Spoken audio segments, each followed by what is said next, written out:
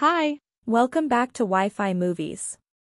Today, I'm going to explain a drama, romance, and sci-fi film called The Space Between Us.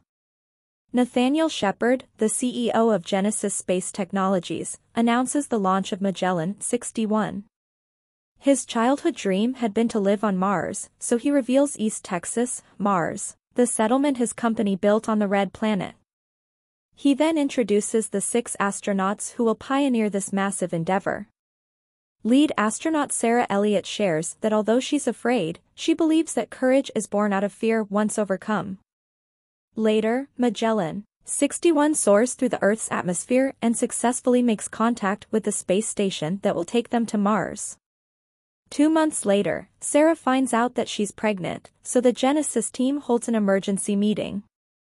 Tom Chun is worried about NASA's reaction, however, Nathaniel decides to keep Sarah's pregnancy a secret.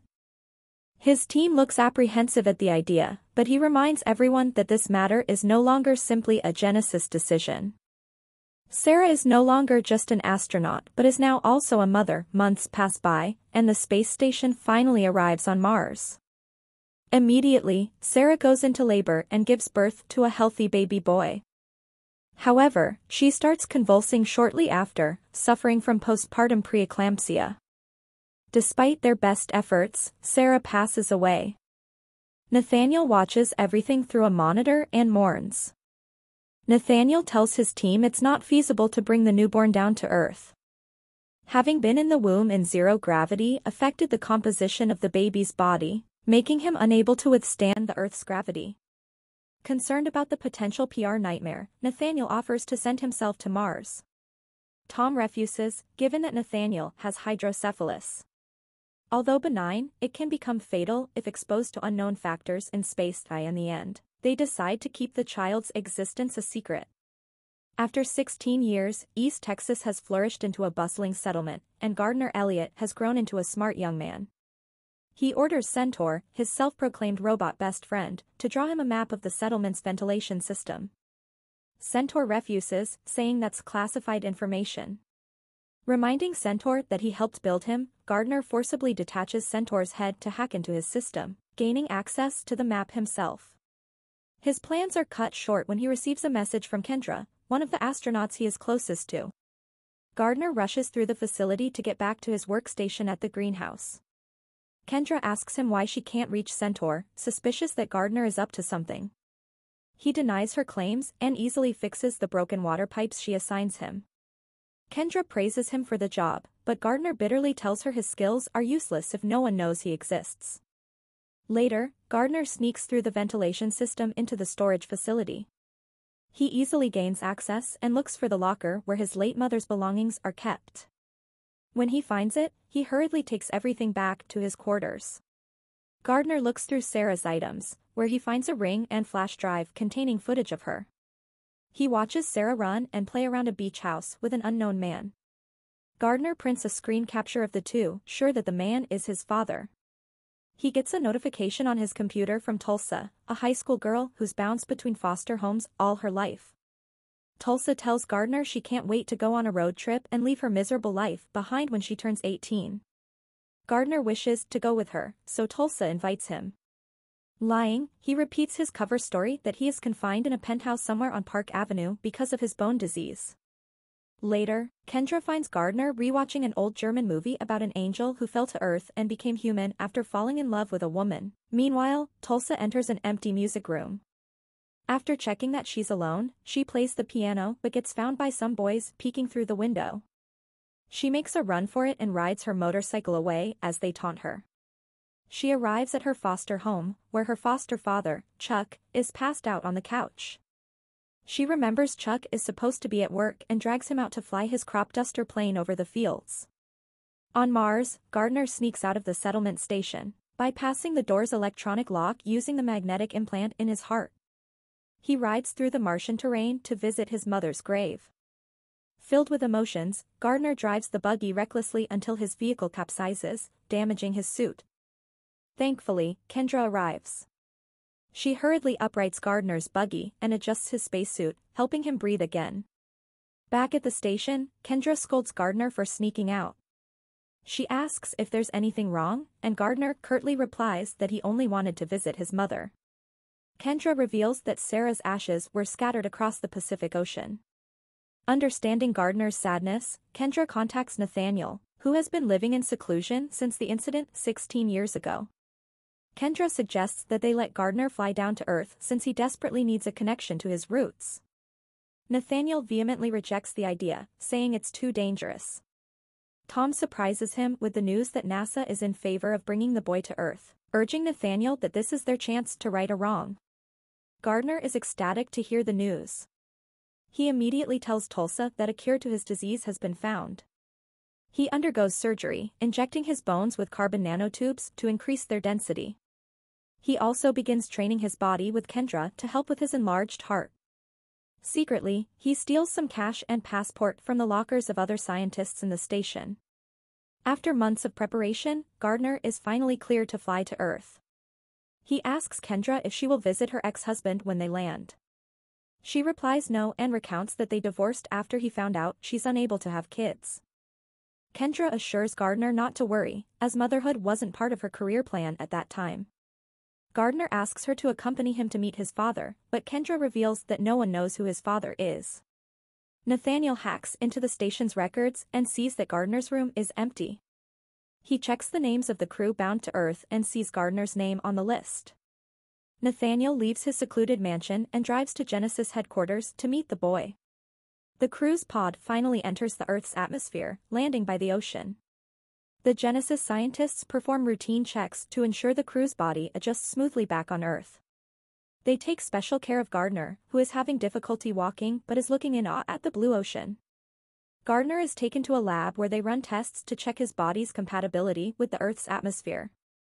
While in quarantine, Nathaniel introduces himself to Gardner, and they have an awkward conversation about each other's respective birth planets. Gardner asks Nathaniel what his favorite thing on Earth is, to which the older man answers rain. Kendra interrupts their meeting to announce that they found inconsistencies in Gardner's lab results, and would need to run more tests, afraid that this means they will send him back to Mars. Gardner escapes by tipping the room's pressure, forcing the door to open automatically. He runs through the massive facility, grabbing a spacesuit for touring students to blend in. Nathaniel spots him on the security videos, ordering a lockdown as security personnel run after the boy. Gardner then steals a worker's clothes and uses the metal plate in his heart to disarm the lock on the door. He hitches a ride inside a cargo truck that takes him out of the facility. Nathaniel organizes a search party with the police to find Gardner. They tell the authorities a cover story that the boy immediately needs a heart transplant. Kendra is worried that Nathaniel is more focused on keeping Gardner a secret, so Nathaniel shows her he also brought ambulances, proving he is indeed worried for Gardner's well-being. Gardner sneaks out of the cargo truck while the attendants aren't looking. Not used to the gravity, he almost gets hit by an oncoming vehicle but luckily jumps away. Gardner explores the neighborhood and chances upon a homeless man whom he asks for directions to Colorado. He then asks him what his favorite thing on Earth is, to which the man answers that it's dreaming. Gardner arrives at the bus station when it suddenly starts raining. Everyone rushes to take cover, but Gardner steps out and embraces the rain for the first time. Kendra deduces that Gardner is on his way to meet Tulsa, as she's the only person he knows on Earth. Together with Nathaniel, they ride a helicopter to Tulsa's foster home. Gardner, however, heads to Tulsa's high school, where he tries his best to blend in awkwardly. He finds Tulsa and immediately greets her. To his surprise, Tulsa slaps him for ghosting her for the last 7 months. Gardner explains that he couldn't contact her but could not tell her the truth. Tulsa begrudgingly forgives him, admitting she didn't want the only person she doesn't hate to disappear on her. Gardner shows her the photo he printed of his mother and father and asks for her help in finding him. They ride Tulsa's motorcycle, and Gardner enjoys the wind on his face.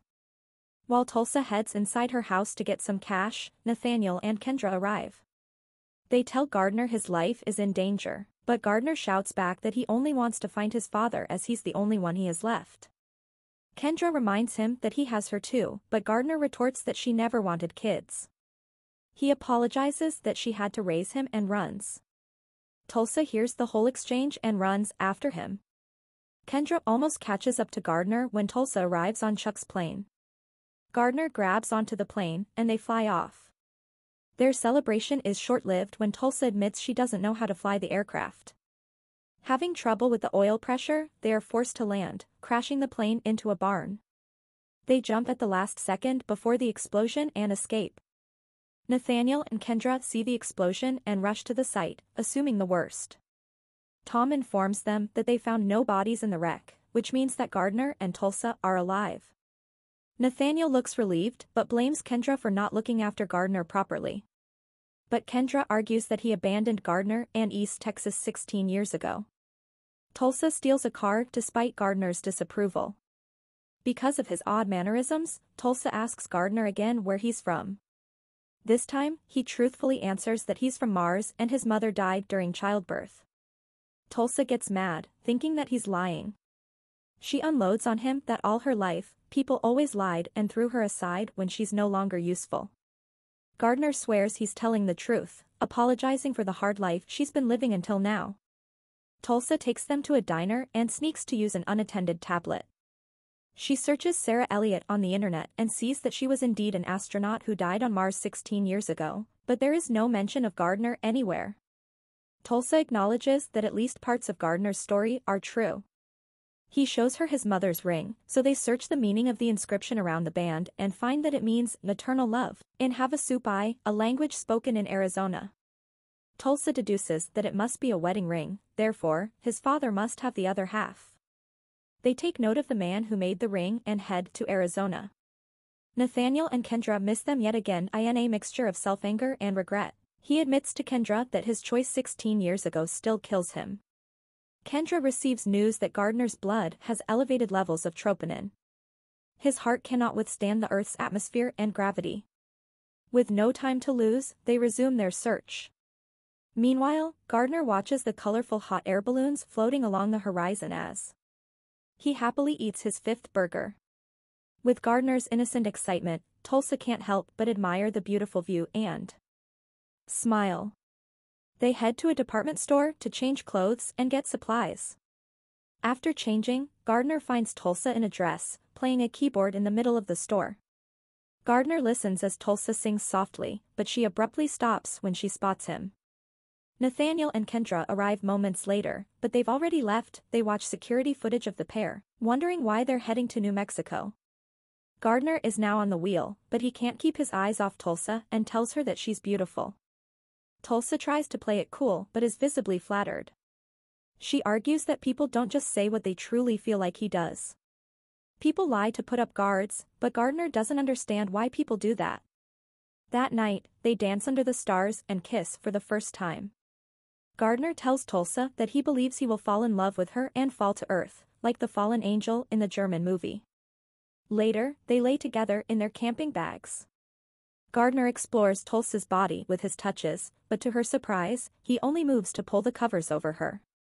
He tells her that of all the things Earth has made him feel, nothing compares to what he feels when he's with her. They finally arrive in Arizona and meet the ring maker.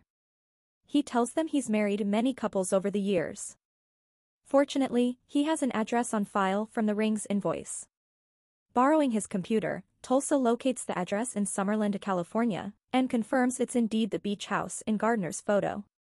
Gardner's nose starts bleeding as his body begins to fail. He hurriedly wipes the blood away just in time before Tulsa sees it. They then head to California but stop by Las Vegas, where Gardner becomes overwhelmed by the flashing lights until he faints. Tulsa brings him to a hospital where doctors discover his enlarged heart and fortified bones. Realizing that Gardner hasn't been lying to her, she tries to leave him behind so he can be treated while she finds his father for him. Gardner stops her, telling her there's nothing the doctors can do. Tulsa eventually gives in, and they escape the hospital in another stolen car. Meanwhile, Nathaniel guesses where they are headed and takes a private plane to California. Gardner looks deathly pale when they arrive at the beach house. He looks over the vast ocean and gathers the courage to finally meet his father. They find the man in the photograph sitting at the table. Wordlessly, Gardner hands him the photo and reveals that he's Sarah's son and that he is his father. The man strongly denies this, threatening to call the police. Enraged, Tulsa confronts the man and demands he shows some empathy for his son. The man reveals that he's not Sarah's husband but her brother. Tulsa turns to Gardner, but he's nowhere in sight. They find him on the beach, running towards the water. Tulsa runs after him, telling him that the man is his uncle. Still, Gardner is already too sick. He tells Tulsa that he may not have been able to choose where he was born, but he at least wants to choose where he dies. He asks Tulsa what her favorite thing on earth is, and Tulsa answers that it's him. Gardner kisses her and jumps into the ocean. Tulsa fights with the waves, trying to pull him in but is unsuccessful. Gardner lays motionless, thinking back on all his happy memories with Tulsa. Just then, Nathaniel pulls him out of the water. Barely conscious, Gardner asks Nathaniel what his mother was like. Nathaniel lovingly recalls Sarah, and Gardner realizes who his real father is. Nathaniel confirms his suspicions, finally admitting Gardner is his son. Gardner faints with a smile on his face. Racing against time, they will Gardner to Nathaniel's private aircraft and fly him off the Earth's gravity. Kendra hesitates, worried Nathaniel's brain condition might get triggered, but he insists, knowing it's the only way to save his son. Gardner finally wakes up in zero gravity as his body stabilizes. Tulsa joins him, but she realizes that this means Gardner has to go back. Devastated, Gardner professes his love for her, and Tulsa responds in kind. Genesis schedules another mission to take Gardner back to Mars. Kendra bids him goodbye, telling him that she will miss him. Gardner replies that he will, too, and adds that she's the best mother he could have asked for.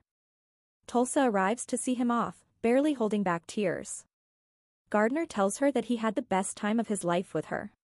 Beside him in the rocket is Nathaniel, whose brain condition is now confirmed safe for space travel.